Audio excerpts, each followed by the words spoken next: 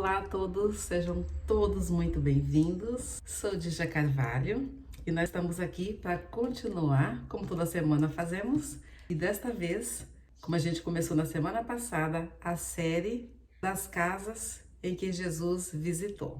E hoje nós vamos pela segunda casa, e essa casa hoje é a casa de Pedro. Mas antes da gente já começar a falar o que o Senhor fez na casa de Pedro, já quero pedir a você, compartilha esse vídeo com alguém que vai abençoar a casa de alguém. E para isso, nós vamos contar com a sua participação. Você quer bênção para alguém aí que vem na sua mente, um ente querido, um amigo, um vizinho? Já compartilha então. Também se inscreva no canal. Muita gente assiste o vídeo, mas 70% das pessoas que assistem ainda não se inscreveram no canal. E você fazendo isso, você vai ajudar esse canal a chegar até outras casas também. E agradeço a você que tem sido fiel aí comigo a cada vídeo postado. A casa a qual o Senhor visitou, que nós vamos ver hoje, é a casa de Pedro. E vamos ver, segundo o texto aqui da Palavra de Deus, o que o Senhor fez na casa de Pedro. Esse relato está em Lucas capítulo 4, vamos ler o versículo 38 e o versículo 39. Agora curando quem? A sogra. Olha lá, Deus trabalhando no seio da família e dos familiares. E o texto diz o seguinte, vou estar lendo na versão NVI. Jesus saiu da sinagoga e foi à casa de Simão. A sogra de Simão estava com febre alta. E pediram a Jesus que fizesse algo por ela. Estando ele em pé junto dela, inclinou-se e repreendeu a febre, que a deixou. Ela se levantou imediatamente e passou a servi-los. Enquanto eu estava aqui meditando nesse texto, foram tantas as preciosidades que o Espírito Santo do Senhor foi me mostrando. Ao mesmo tempo, fui lembrando de tantas fases da minha vida onde eu passei por enfermidade, também aqui na minha casa.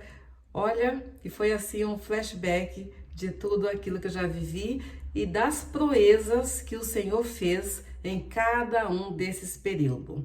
Olhando para o texto, eu me vi assim maravilhada de saber que Jesus, em todos esses anos, Jesus está na minha casa. Louvado seja Deus. E é isso que eu quero te mostrar hoje, que Jesus ele pode estar também dentro da sua casa. E nesses dois versos nós vamos ver algumas lições, na verdade 5 lições que nós vamos tirar dessa visita feita à casa de Pedro.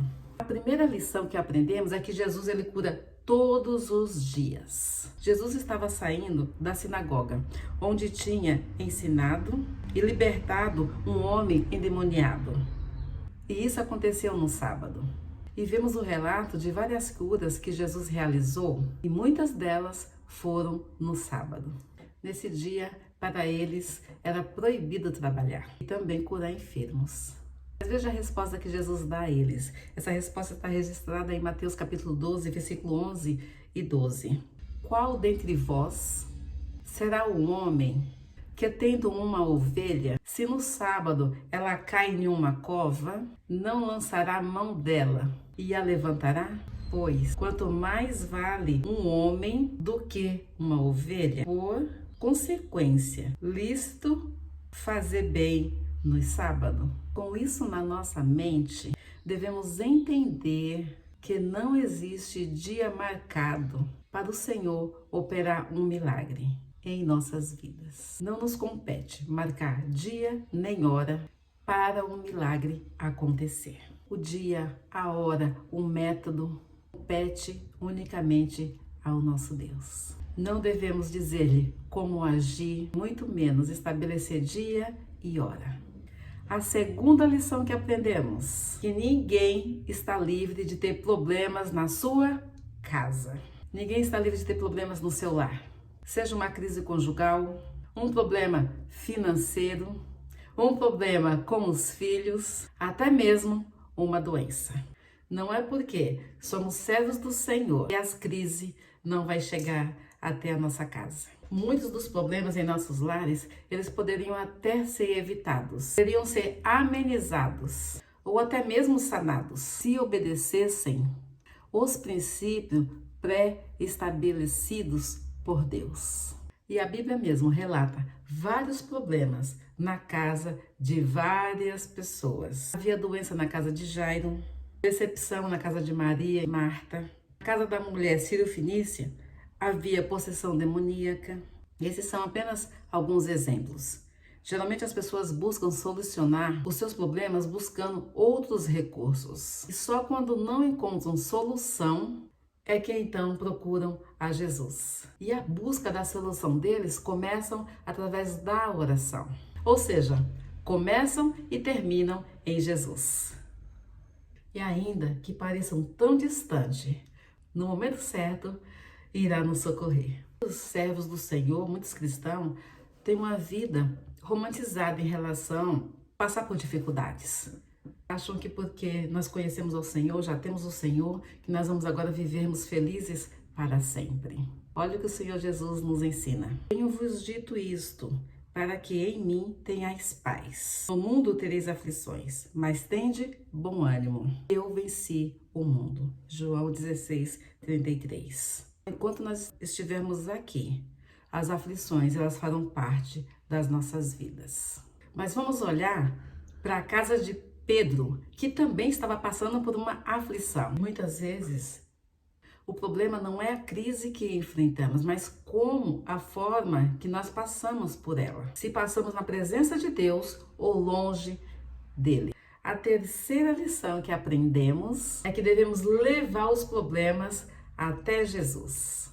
Os discípulos, imediatamente, quando Jesus entrou à casa de Pedro, eles rogaram a Jesus que intervesse no problema daquela família. Você já teve um enfermo na sua casa, você sabe que uma pessoa doente gera em toda a família comoção e angústia. E Paulo nos fala em 1 Coríntios, capítulo 12, do 25 ao 26, diz assim: para que não haja divisão no corpo, pelo contrário, cooperem os membros com igual cuidado em favor uns dos outros, de maneira que se um membro sofre, todos sofrem com ele. E se um deles é honrado, com ele todos se regozijam. E dentro desse tópico terceiro que a gente está vendo, uma coisa muito importante: não deixe Jesus na igreja.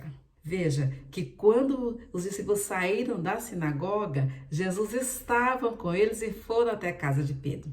Às vezes acontece isso conosco, vamos à igreja, um culto maravilhoso, um louvor maravilhoso, a mensagem revigorante, edificante para as nossas vidas, transformadora, mas quando saímos de lá, parece que deixamos Jesus lá na igreja, voltamos para casa sem a presença de Jesus. Mas quando os discípulos saem da sinagoga, eles levam Jesus com eles. E quando nós não levamos Jesus conosco, quando vem as crises dentro da casa, há então um desespero muito grande. As nossas forças elas se esvaem e não conseguimos reagir. E há situações, ou muitas delas, se não tiver a intervenção de Jesus, nós iremos morrer prostrados, porque por nossa livre e espontânea vontade, nós não temos força para a reação. Só há uma coisa que podemos fazer, é deixar o Senhor Jesus entrar onde estamos e pedir a Ele que repreenda todo tipo de mal e que nos tome pela mão, porque para Jesus não existe doença incurável. E Jesus, inclinando-se para ela, repreendeu a febre. Lucas 4, versículo 39. Tomou-a pela mão e a febre a deixou, passando a servi-los. A febre a deixou imediatamente. Toda a infecção foi neutralizada pela ordem de Jesus. A sua cura foi imediata. Há muitas pessoas hoje ardendo em febre devido a uma infecção do seu sistema emocional e até espiritual. Por isso, muitos estão doentes em ira, em ódio, rancor, mágoa. Tudo isso acaba gerando no corpo febre e não são poucas as doenças que surgem. E esse tipo de febre e doença é chamado doença psicossomática, porque as emoções estão doentes. E devido a isso, nós encontramos lares doentes, igrejas doentes, pessoas doentes, porque há uma infecção.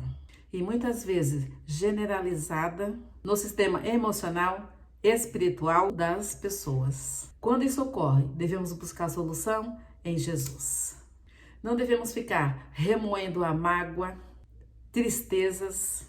Temos que levar esses problemas a Jesus e buscar socorro nele. Muitas pessoas estão sofrendo, adoecidas pela culpa e precisam do perdão de Deus para a cura. Quem está magoado com outra pessoa precisa liberar perdão, porque senão vai continuar doente.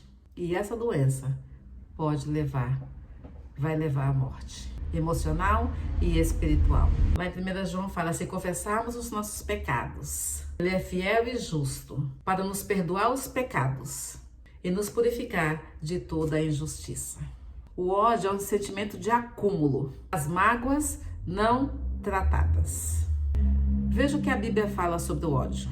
Porque a mensagem que ouviste desde o princípio é esta: que nos amemos uns aos outros, não segundo Caim, que era do maligno e assassinou o seu irmão. E por que o assassinou? Porque as suas obras eram más, e as do seu irmão justa. Irmãos, não vos maravilheis se o mundo vos odeia. Nós sabemos que já passamos da morte para a vida, porque amamos aos irmãos. Aquele que não ama permanece na morte. Todo aquele que odeia o seu irmão é assassino. Ora, vós sabeis que todo assassino não tem vida eterna permanente em si.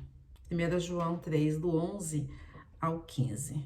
Devemos com urgência nos desvencilharmos deste mal tem tirado a saúde física, emocional e espiritual. Perdoar não quer dizer que você vai esquecer, que graças a Deus você está bem aí com a sua mente, né? Mas é lembrar de tudo o que aconteceu, mas sem dor, sem peso e sem acusação. Significa lembrar sem dor. Significa nunca mais cobrar da pessoa perdoada a mesma dívida. Perdão é uma necessidade fundamental da vida.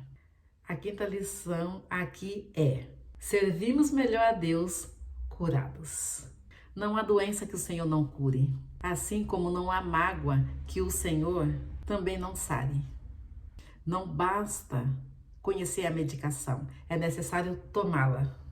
Quando alcançamos a cura, nós saímos do estado de prostração e passamos a servir ao Senhor com alegria.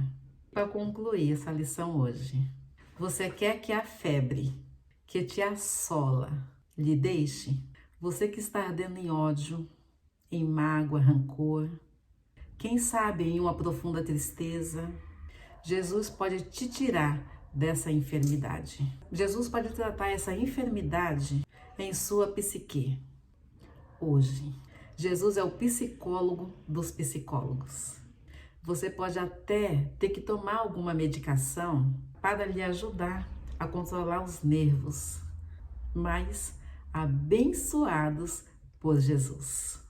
Talvez você precise até de um neurologista, como eu tenho precisado e tenho sido acompanhada por um. Mas sabendo que os médicos dos médicos precisam tratar a sua alma, espírito primeiro. Se não tomarmos a sua medicação, que é a aplicação, a sua palavra em nossas vidas. Pense nisso e seja curado. Pai querido, obrigada pelo teu poder, ó Deus, maravilhoso. O Senhor é perfeito em tudo que faz.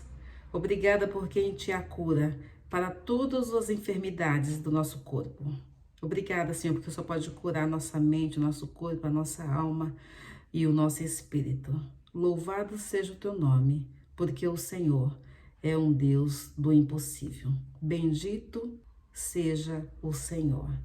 Pai, abençoe as casas, aonde entrar este vídeo, que cura da parte do Senhor possa ser feita na vida de cada um, Senhor. Ó Deus querido, e que a paz do Senhor possa reinar sobre cada casa. Em nome de Jesus. Amém. Deus te abençoe, meu querido. E nós vamos ficando por aqui. Beijinho no coração. E até o próximo vídeo. Tchau, tchau.